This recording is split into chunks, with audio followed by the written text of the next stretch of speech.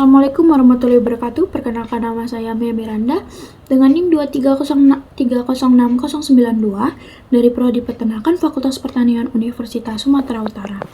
Baiklah, di sini saya akan menjelaskan tentang biosintesis kuning telur, putih telur, dan kerambang telur, yang dimana materi ini adalah materi dari mata kuliah reproduksi ternak unggas yang diampu oleh Ibu Insinyur Tati Widanasari SPT MPPM. Nah, biosintesis kuning telur atau fitologenesis ini terjadi di hati induk ayam. Nah, proses biosintesis kuning telur itu dimulai dari peran hormon estrogen yang diproduksi oleh ovarium yang merangsang hati untuk menghasilkan protein fitologenin yang merupakan bahan utama untuk pembentuk kuning telur. Nah, setelah itu fitologenin tadi itu dilepas ke aliran darah. Nah, setelah dilepaskan ke aliran darah dan diangkut menuju oosit atau sel telur yang sedang berkembang di ovarium. Nah, di permukaan oosit itu tadi terdapat reseptor khusus yang mengenali fitologenin melalui proses endositosis. Fitologenin tadi masuk ke dalam oosit dan kemudian dipecah menjadi dua komponen penting, yaitu lipofitelin dan fosfitil atau komponen fosfat. Nah, selain itu, oosit juga mengambil lemak dari darah yang dibawa dalam bentuk VLDL atau very low destinate lipoprotein lemak, dan protein ini tuh menyatu dan membentuk lapisan kuning telur yang terbentuk secara bergantian dari siang dan malam untuk menghasilkan pola lingkaran pohon yang berlangsung selama 7-10 hari. Nah, selama pembentukan pigmen makanan unggas itu seperti xanthofil itu ditambahkan ke fitologenin yang memberikan warna kuning hingga orange pada kuning telur tadi. Selanjutnya itu adalah biosintesis putih telur. Nah, biosintesis putih telur ini setelah ovulasi kuning telur yang sudah matang tadi itu masuk ke dalam saluran reproduksi tepatnya bagian magnum. Nah, disinilah putih telur atau albumen itu mulai terbentuk hormon estrogen, progesteron itu mengaktifkan gen protein untuk memicu sel-sel magnum untuk mengekspresikan gen penghasil protein putih telur. Proses ini dimulai dengan transkripsi DNA menjadi mRNA. Nah, mRNA itu lalu diterjemahkan oleh ribosom yang menjadi berbagai jenis protein. Yang pertama adalah protein utama putih telur itu adalah ovalbumin atau protein utama. Nah, selanjutnya itu adalah ovaltransferin atau pengikat zat besi, lalu ovomucoid atau inhibitor enzim, lisozim atau antibakteri,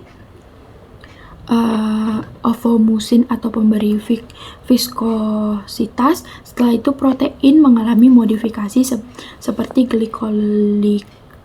glikolirasi, fosforilasi, dan pembentukan ikatan disulfida untuk memperkuat struktur dan fungsinya.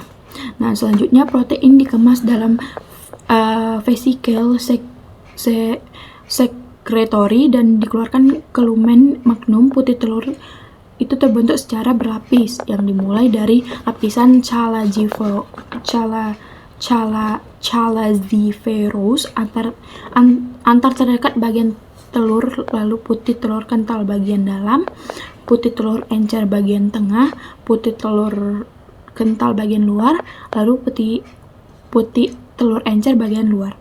Nah, setelah telur berputar dalam bagian reproduksi itu sebagian putih itu terputar membentuk salaza, yaitu tali spiral yang menjadi posisi kuning telur tetap di tengah.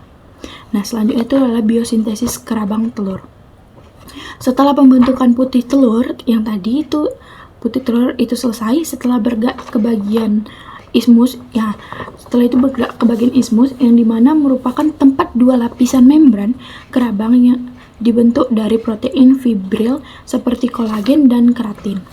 Nah, di ujung tumpul telur itu terbentuk kantung udara antar dua membran, kemudian telur masuk ke bagian uterus atau kelenjar kerabang, di mana tempat mineralisasi itu terjadi di situ.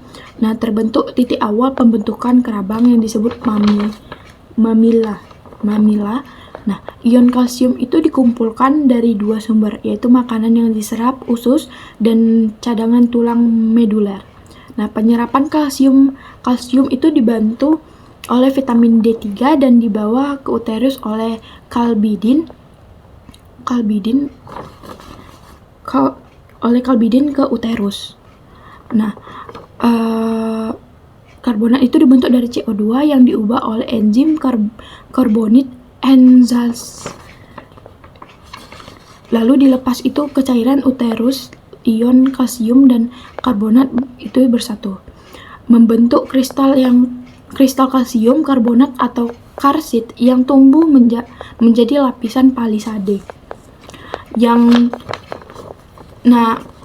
Lapisan palisade itu membentuk struktur yang kuat namun berpori di akhir proses kutikula atau lapisan pelindung protein tadi. Nah, disekresikanlah dan penutup sebagai besar pori-pori agar menjaga telur dari sebagian kontaminasi. Jika telur tadi berwarna pigmen ditambahkan di tahap akhir ini, yaitu protopirfin atau warna coklat yang di biliverdin itu